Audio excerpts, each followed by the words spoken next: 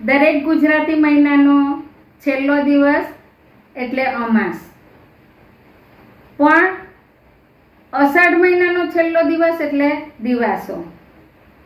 દિવસો એટલે દિવાસો. દિવાસાથી દિવાળી સુધીમાં 100 દિવસ જેટલું અંતર હોય છે. દિવસો એટલે દિવાસો.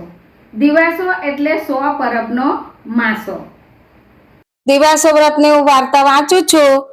વ્રત કરનાર દરેક બહેનો પાસે વ્રતની ચોપડી હોય કે ના હોય, હું અહીં વાંચું છું તે વ્રત કરનારી બહેનોને દરેકને કામ આવશે. એવ્રતજી વ્રતની વાર્તા. દિવાસાની વાર્તા. દિવાસાનું વ્રત કરનાર ઉપવાસ કરે, સવારે નાઈ ધોઈ મંદિરે જઈ એવ્રતજી વ્રત નામની દેવીનું પૂજન કરે, દિવસે માત્ર ફળ ફળાદી ખાય અને રાત્રે જાગરણ કરે. આ વ્રત 5 વર્ષ સુધી કર્યા પછી ઉજવાય. ઘણું કરી આ વ્રત કરનાર પતિના દીર્ઘાયુષ માટે પ્રાર્થના કરે છે. બ્રાહ્મણ અને બ્રાહ્મણી હતા. તેઓ બધી વાતે સુખી, પણ સંતાન વિના એમનું મન ચિંતામાં બળ્યા કરે. બ્રાહ્મણ તો તપ કરવા નીકળ્યો, ગામથી દૂર ઘોર વનમાં ગયો. ત્યાં તેણે એક મહાદેવજીનું દેરું જોયું. બ્રાહ્મણ ડેરામાં ગયો. 6 દિવસ થયા છતાં મહાદેવજી પ્રસન્ન ન થયા. એટલામાં ત્યાં એક પારધી બકરું લઈને આવ્યો. તેણે તો જય મહાદેવજી કહીને બકરાના ગળા પર તલવારનો ઝાટકો દીધો. મહાદેવજી પ્રસન્ન થયા અને બોલ્યા, માગ માગ, માગે તે આપું. પારધીએ કહ્યું, ભગવાન, મારે 7 છોકરા જોઈએ. મહાદેવજી કહે, જા, તારે 7 છોકરા થશે. પારધી વરદાન લઈ ચાલતો થયો. બ્રાહ્મણ વિચારમાં પડ્યો કે હું આટલી બધી ભગવાનની ભક્તિ કરું છું, 6 દિવસથી તો મેં અનાજ પણ નથી ખાધું, છતાં ભગવાન પ્રસન્ન થયા અને પારધીએ ન કરવાનું કામ કર્યું તો એ ઘડીકમાં પ્રસન્ન થઈ ગયા. શું ભગવાનના ઘરે અન્યાય જશે? એણે તો મહાદેવજીની પિંડી પર માથું પછાડી મરી જવાનો નિશ્ચય કર્યો. બ્રાહ્મણ જેવું માથું પછાડવા જાય છે તેવા જ મહાદેવજી પ્રગટ થયા અને કહ્યું, હે બ્રાહ્મણ, આપઘાત શી કરે છે? જોઈએ તે માગ. બ્રાહ્મણ બોલ્યો, પ્રભુ, હું નિત્ય તમારી સેવા કરું છું, છતાં મારા ઘરે પારણું નહીં અને પેલા પારધીને એક ઘડીકમાં 7 છોકરા.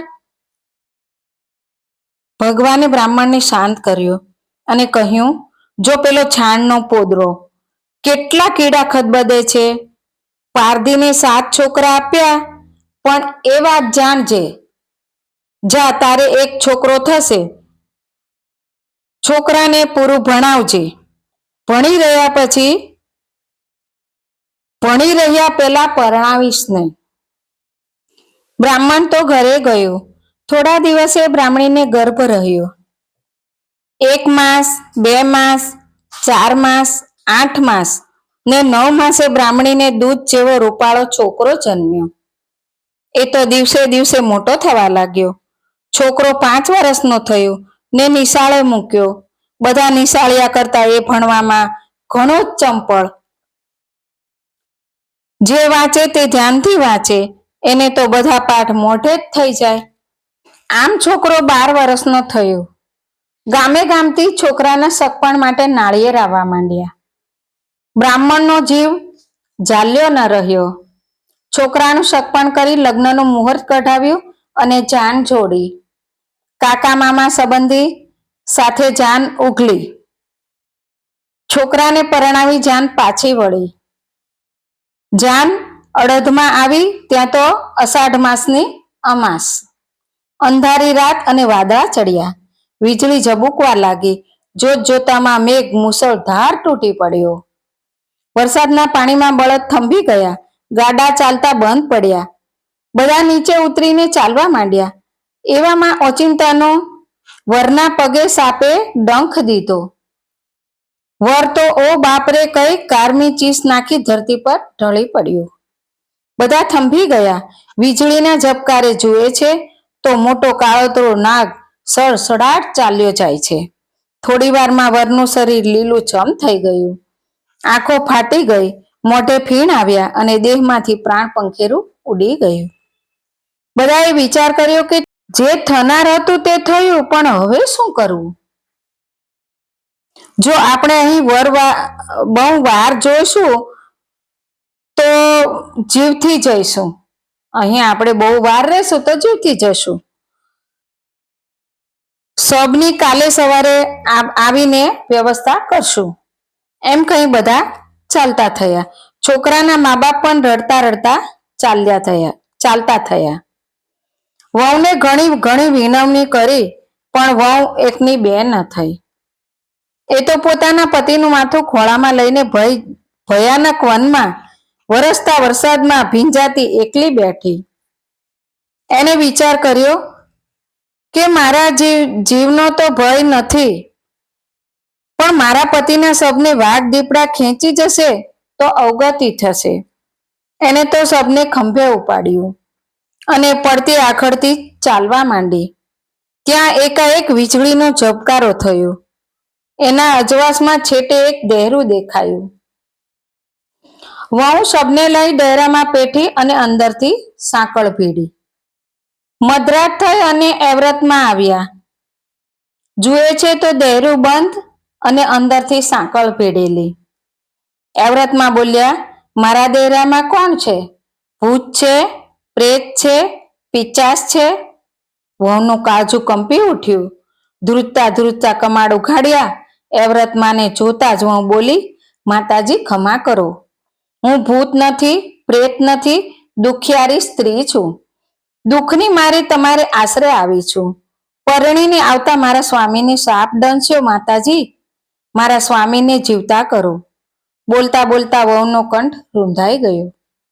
એવ્રતમાં બોલ્યા, તારા ધણીને જીવતો કરું, પણ મારું કયું કરીશ? વહુ બોલી, તમે જે કહેશો તે કરીશ. એટલું કહેતામાં સબે પાછું ફેરવ્યું. બીજો પહોર થયો. જીવ્રતમાં આવ્યા. દહેરાના કમાડ બંધ જોઈને પૂછ્યું, મારા દહેરામાં કોણ છે? ભૂત છે? પ્રેત છે? કમાડ ઉઘાડ, નહીં તો બાળીને ખાક કરી નાખીશ. વહુએ કમાડ ઉઘાડ્યું. જુએ છે તો જીવ્રતમાં. વહુ બોલી, હું ભૂત નથી, પ્રેત નથી, દુખિયારી સ્ત્રી છું.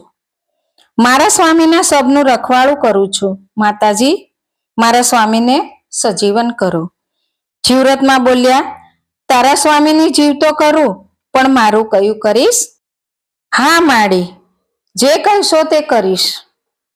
એટલું કહેતામાં સબે બીજું પાછું ફેરવ્યું. ત્રીજો પહોર થયો ને જયામાં આવ્યા. એમણે પણ દહેરું બંધ જોઈને પૂછ્યું, મારા દહેરામાં કોણ છે? કમાડ નહીં તો બાળીને ખાક કરીશ. કમાડ ઉઘાડ, નહીં તો બાળીને ખાક કરીશ. વહુએ કમાડ ઉઘાડ્યું. જયામાં જુએ છે તો એક શબ પડેલું. વહુએ જયામાં આગળ પોતાના પતિને જીવતો કરવાની વિનવણી કરી. જયામાં બોલ્યા, તારા સ્વામીને સજીવન કરું, પણ મારું કયું કરીશ? વહુએ કહ્યું, માડી, તમારો એક એક બોલ પાળીશ. એટલું કહેતામાં તો સબમાં શ્વાસ ચાલતો થયો. ચોથા પોરે વિજયામાં આવ્યા. એમણે દહેરું બંધ જોયું. એમણે પણ કમાડ ઉઘાડવા કહ્યું. વહુએ કમાડ ઉઘાડ્યું અને વિજયામાને પણ તેમના કહ્યા પ્રમાણે કરવાનું વચન આપ્યું. વિજયામાએ ઘણી ભરીને મૃતદેહ પર અંજળી છાંટી. ત્યાં તો વરરાજા સજીવન થયા. વહુ તો હરખમાં ગાંડી ગેલી બની ગઈ. વરે પૂછ્યું, આપણે અહીં ક્યાંથી? મને ભૂખ લાગી છે, તરસ લાગી છે. વહુએ પાણી પાયું અને દોડતી વનફૂલ લઈ આવી. જમ્યા પછી બંને જણા કાંકરીઓ વીણીને રમવા માંડ્યા. એટલામાં સવાર થયું. ગાયોના ગોવાળની એમના પર દ્રષ્ટિ પડી તો વર વહુને કાંકરીએ રમતા જોયા. ગોવાળે ગામમાં વાત કરી કે દહેરામાં વર અને વહુ કાંકરીઓ રમે છે. વરના મા બાપ ગામમાં હતા. એમને કાને વાત પહોંચી. બ્રાહ્મણ તો રોકકળ મૂકીને દહેરામાં આવ્યો. આવીને જોયે છે તો પોતાના છોકરાને સજીવન દીઠો. જાનના બધા માણસો ત્યાં આવી પહોંચ્યા અને વર વહુને વેલમાં બેસાડી બળદ જોડ્યા. ઢોલ વાગતા થયા અને જાન ઉપડી. વર કન્યા ઘરે આવ્યા, તેમને માએ વધાવી લીધા. વર વહુ તો આનંદમાં રહેવા લાગ્યા. થોડા દાડા વીત્યા ત્યાં તો વહુને છોકરો જન્મ્યો. કેવો રૂપાળો છોકરો, જાણે ગુલાબનું ફૂલ. મધરાત થઈને વ્રતમાં આવ્યા. તેમણે પૂછ્યું, વહુ ઊંઘે છે કે જાગે છે? જાગું છું માતાજી. મારો બોલ પાળીશ ને? હા જ તો લાવ તારો છોકરો મને આપ. વહુએ તો છોકરાને બાળોતિયામાં વીંટીને માતાજીને આપ્યો. માતાજી છોકરાને લઈને અલોપ થઈ ગયા. સવારે સાસુ ઘોડિયામાં જુએ તો છોકરો ન મળે. સાસુએ પૂછ્યું, વહુ છોકરો ક્યાં ગયો? વહુ કહે, હું શું જાણું. વહુના આવા ઉત્તરથી સાસુને વેમ પડ્યો કે રાત્રે એકલી મસાણમાં રહી લે તો નારે રાણ ચૂડેલ થઈ હોય. સાસુએ ફરી પૂછ્યું, વહુ છોકરો ક્યાં ગયો? ખાઈ તો નથી ગઈ ને? ગામમાં હાહાકાર વર્તાયો. વહુ તો બીજી વાર મહિના રહ્યા. 9 મહિને તેને છોકરો અવતર્યો. સાસુએ તો ઓરડામાં ઘોડિયું મૂક્યું અને ઘોડિયા પાસે સૂઈ રહી. મધરાત થઈ અને જીવ્રતમાં આવ્યા. વહુ ઊંઘે છે કે જાગે છે? જાગું છું માતાજી. મારો બોલ પાળીશ ને? હા જ તો લાવ તારો છોકરો. માજી, છોકરો તો મારી સાસુ પાસે છે. તું આપે છે તો ખરી ને? હા જ તો લાવ બાળોતિયું. વહુએ બાળોતિયું આપ્યું. સાસુ તો ઊંઘતી રહી અને જીવ્રતમાં છોકરાને લઈને અલોપ થઈ ગયા. એણે તો વહુને ચૂડેલ કહી ભૂંડી ગાળો દીધી હતી. વહુને ત્રીજી વાર મહિના રહ્યા. 9 મહિને છોકરાનો જન્મ થયો. સાસુએ વિચાર્યું, આ 2 વાર છોકરાને ખાઈ ગઈ, આ વેળા તો આખી રાત ચોકી કરું. એણે ફળીના બધા માણસો ભેગા કર્યા. હાથમાં લાકડીઓ લઈને બધા ચોકી કરે છે. મધરાત થઈને જયામાં આવ્યા. વહુને કહેવા લાગ્યા, વહુ જાગે છે કે ઊંઘે છે? જાગું છું માતાજી. મારો બોલ પાળીશ ને? હા જ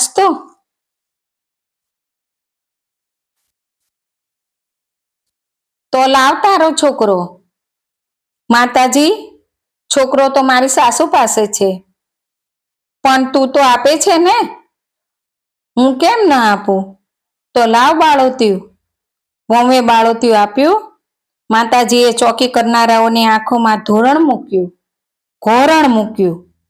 વહુએ બાળોતિયું આપ્યું. માતાજીએ ચોકી કરનારાઓની આંખમાં ઘોરણ મૂક્યું. એટલે બધા ઊંઘી રહ્યા. ચોકી કરવા જે બેઠા હતા એટલે એ લોકો ઊંઘી રહ્યા. બધા ઘોરવા લાગ્યા. માતાજી છોકરો લઈને ચાલતા થયા. સવારે સાસુ જુએ છે તો છોકરો ન મળે. એ તો રોવાને કકળવા લાગી. ગામમાં બધાને નવાઈ લાગી. વાત છેક રાજાને કાને પહોંચી. વહુને 4થી વાર મહિના રહ્યા ને છોકરાનો જન્મ થયો. આ વેળા તો રાજાએ પોતે ચોકી કરવાનું માથે લીધું. 4 દિશાએ ચોકીઓ મૂકી. રાજા પોતે પણ ઘોડિયા પાસે ઉઘાડી તલવારે બેઠા. મધરાત થઈને વિંછિયામાં આવ્યા. વહુ જાગે છે કે ઊંઘે છે? જાગું છું માતાજી. મારો બોલ પાળીશ ને? હા જ તો લાવ તારો છોકરો. છોકરો તો મારી પાસે નથી. છોકરાની તો રાજા ચોકી કરે છે. તું તો આપે છે ને? મારાથી કેમ ના કહેવાય? તો લાવ બાળોતિયું. વહુએ બાળોતિયું આપ્યું ને માતાજી બધાને ઊંઘાડીને છોકરો લઈને ચાલતા થયા.